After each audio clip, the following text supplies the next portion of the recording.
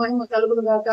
అందరికి ప్రైజ్ రాని ఉదయకాలాన్ని బట్టి మరలా మనం కలిసిన దేవుడు మనకి ఇచ్చినటువంటి గొప్ప జీవాన్ని బట్టి ఆయన యొక్క దయగలిగినటువంటి ఆయుష్ బట్టి దేవాది దేవునికి మహిమ ఘనత ప్రభావములు కలుగును గాక.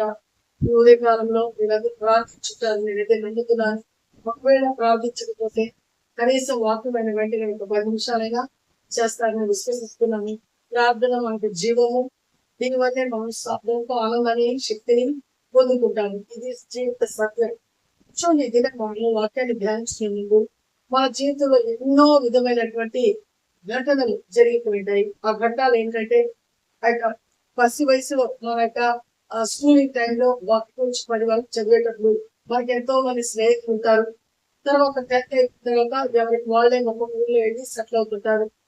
ఇంకా మరలా చాలా సంవత్సరాలు మనకు కనిపించరు. మరలా మధ్యలో డిగ్రీలో కావచ్చు, వాళ్ళు చేసే విషయంలో అక్కడ కొంతమంది స్నేహితులు ఉంటారు. వాళ్ళు కూడా కొంతకాలం అయిన తర్వాత వాళ్ళు కూడా కనుమరుగైపోతారు. కొంత ఉద్యోగాలు చేసే పరిస్థితుల్లో అక్కడ కొంతమంది మనకు పరిచయం అవుతుంటారు. మరలా అక్కడ నుంచి మనం ట్రాన్స్ఫర్ అయిపోయినప్పుడు మనకు వాళ్ళకి అలవాటు వచ్చి వాళ్ళ కొత్త ఫ్రెండ్స్, కొత్త కొలీగ్స్ మనకి ఏర్పడుతుంటారు. అంటే జీవితంలో జరిగేటువంటి పరిణామాల్లో అనుదినము యొక్క జర్నీలో ఈ విధంగా అంటే అప్పుడప్పుడు కొంతమంది కలుస్తారు, కొంతమంది దూరం అయిపోతున్నారు. కానీ ఒకనొక సమయంలో చాలా చిన్నది అప్పటి నుంచి స్నేహితులు కావచ్చు, ఆ యొక్క మన ఇంటర్మీడియట్ స్నేహితులు కావచ్చు, మనకి తీసినప్పుడు గొప్ప ఆనందాన్ని అనుభూతిని మనము పొందుకుంటాము.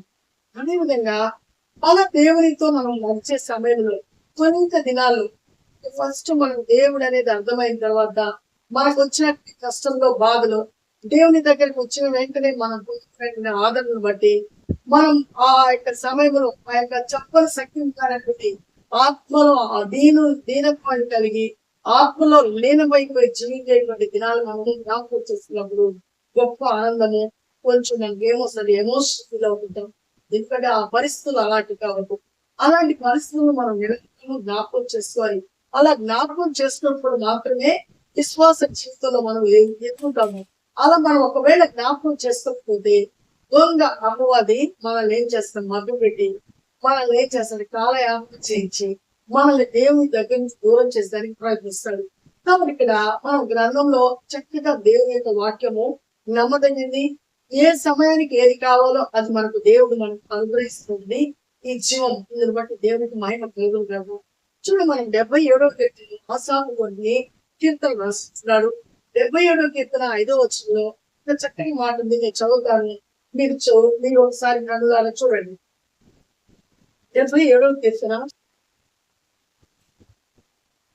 77వ కీర్తన నేను 5వ మాట చదువుతున్నానండి. చూడండి. తొలిటి దినములను పూర్వకాల సంవత్సరములను నేను మనస్సు వరకు తెచ్చుకుంటున్నాను. నేను పాడిన పాట రాత్రి జ్ఞాపకము చేసుకోను, హృదయమున ధ్యానించుకోను. అంటే తొలిటి దినముల్లో దేవునితో మనం కలిసినప్పుడు దేవుని యొక్క ప్రేమ ఆ రోజు అంటే నేనైతే చెప్పగలను 1995వ సంవత్సరము జూలై 30వ తేదీ నా హృదయంలో ఆ యొక్క ఎన్కౌంటర్ చేయబడినటువంటి దైవ వాక్యాన్ని నేను ఎప్పటికీ మర్చిపోలేను. ఏంటంటే అది 1వ సమూయేలు గ్రంథం 10వ అధ్యాయంలో బాలుడైనటువంటి దావీదు ఆ గొల్యాతును ఎదుర్కొనేటువంటి ఆ యొక్క సీను, ఆ మాటలు నా హృదయంలో ఇప్పటికీ ఎలా ఉంటాయంటే ఈ రోజే ఇప్పుడే నేను వినేటువంటి అభినయం నాలో ఉంటుంది.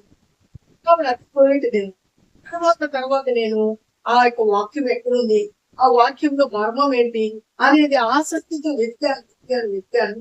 కొంతకాలానికి నాకు దొరికిన తర్వాత దేవుని అడిగాను, నాకైతే ఎవరు బోధించవు లేదా, నాకు ఎవరే బోధించాలను ఆయన నాకు బోధించడము, నేర్పించడము. ఇక నేను మానక ఇక అన్ని నా కుటుంబంలో ఉండేటువంటి పరిస్థితులన్నీ వేశాను. నాకు టైం దొరికినప్పుడంతా ఈ జీవపు గ్రంథాన్ని నేను చదువుకుపోయాను. గొప్ప ఆనందాన్ని వచ్చాను. ఆ గొప్ప శక్తిలో నేను ఎంతో శోధించబడ్డాను. అంటే అవన్నీ నా తొలిటి దినాలు. ఆ దినాల్లో జరిగినటువంటి ఆ సన్నివేశాలన్నీ ఇప్పటికీ నాకు కట్టినట్టే ఉంటాయి. అది నిన్న మొన్న జరిగినట్లే ఉంటాయి. ఇటీవల కాలంలో జరిగినట్టు ఎన్నో మర్చిపోయితాను, కానీ ఆ తొలిటి దినాలను మర్చిపోలేదు. కాబట్టి ఆ దినముల్లో నా యొక్క బాధ, ఆ యొక్క వేదనలో నేను ఆయన వెతికినట్టు నాకు ఆయన దొరికినటువంటి పరిస్థితి, ఆయన నేను హత్తుకున్నప్పుడు నన్ను ఆయన హత్తుకుని నన్ను ఆదరించినటువంటి ఆ విధానం చాలా గొప్పది. అదే ఇక్కడ ఆశాపడుతున్నాడు. ఆ తొలిటి దినములను నేను జ్ఞాపకం చేసుకుంటున్నాను. ఆ జ్ఞాపకం చేస్తున్నప్పుడు ఆ రాత్రి యందు ఆ పాట గుర్తుకొచ్చినప్పుడు ఆ పాటలోని మధురత్వాన్ని నేను ధ్యానించి అలాగే నిద్రపోయేదాన్ని. అసలు చెప్పని సఖ్యము కానటువంటి ఆనందాన్ని మనము పొందుకుంటాం. కాబట్టి మనము ఆ చిన్నప్పుడు అనుభూతి కావచ్చు, ఆ యొక్క కుటుంబంలో పెరుగుతున్నటువంటి వాళ్ళు ఆ యొక్క అనుభవాన్ని ఎప్పటికీ మర్చిపోవడం.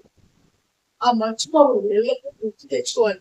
పెరిగి పెద్దవారైనప్పుడు, లోకంలోకి వెళ్ళినప్పుడు, లోకంలో జరిగే వాటిని బట్టి మనం వాళ్ళకి మనము మన యొక్క చిన్ననాటి యొక్క మన యొక్క కుటుంబంలో మన రక్త సంబంధికులు కావచ్చు, మన ఫ్రెండ్స్ కావచ్చు, మన బంధువులు కావచ్చు, మనం వాళ్ళతో గడిచినటువంటి దినాలు. తర్వాత అవన్నీ మనం గుర్తు తెచ్చినప్పుడు మనం గొప్ప ఆనందాన్ని పొందుతున్నాం. అలాంటప్పుడు అలాంటి వాటిని మనం కనిపించినప్పుడు మనకు చెప్పని సఖ్యం కాని ఆనందము ఆ ఉదయంలో నుంచి ఒక వేదన, బాధ మనలో వచ్చేస్తుంది. అదే విధంగా మన దేవునితో నడిచేటప్పుడు ప్రతిరోజు దేవునితో సాంగత్యం కలిగినప్పుడు మన దాగు చోటు ఆయనే. మనకు దిక్కు నువ్వు దిక్కునే వాళ్ళకి పోయి చెప్పు అంటారు మనకు సమస్య వచ్చేది. మన దిక్కు, మన దాగు, మన ఆశ్రయపురము, మన ఆశ్రయ దుర్గము, ఆపత్కాలంలో నమ్ముకున్న దగ్గర సహాయకులు ఈ లోకంలో ఎవరైనా ఉన్నారంటే అది మన దేవుడు మాత్రమే. ఆయన పంపిన ప్రభు అయిన యేసుక్రీస్తు మాత్రమే. అందుని బట్టి దేవునికి మహిమ కలిగింది కాక. కాబట్టి మన తొలిటి దినములు జ్ఞాపకం చేసుకున్నప్పుడు ఆ బంధము, ఆ ఆనందము అసలు మనం మర్చిపోలేమండి.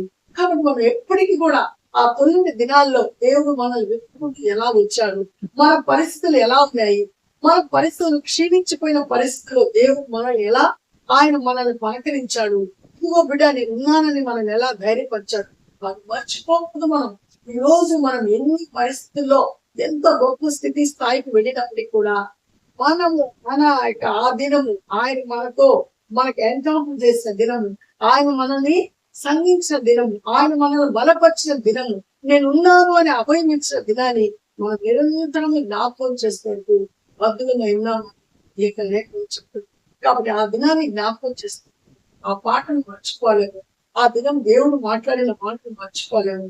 ఆ దినము మనం గడిపినటువంటి ఆ దినాన్ని మనం ఎట్టి పరిస్థితుల్లో మర్చిపోలేదు. ఎందుకంటే మధురమైనటువంటి అనుభవం. ఈ అనుభవంలో మనం ఉన్నప్పుడు దేవుని యొక్క సాంగత్యం నుంచి బయటకు రాలేము. ఎల్లప్పుడూ ఆయనతో మనము కట్టుబడి ఉంటాం.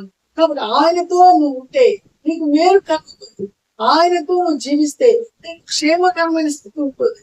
ఆయన నుంచి నువ్వు పక్కకు వెళ్ళావా నువ్వు ఖచ్చితంగా ఎక్కడేం చెప్తున్నానంటే మనలో లోయలో పడిపోతున్నావు. అంటే పక్కకి వెళ్ళిపోవడం లోకాశల్లో కుటుంబంలో ఉండేటువంటి ఈ వందకాల్లో పడినప్పుడు అన్ని మర్చిపోయి మళ్ళా నువ్వు ఏమైపోతావు అంటే తొలి దినాలు మర్చిపోవు.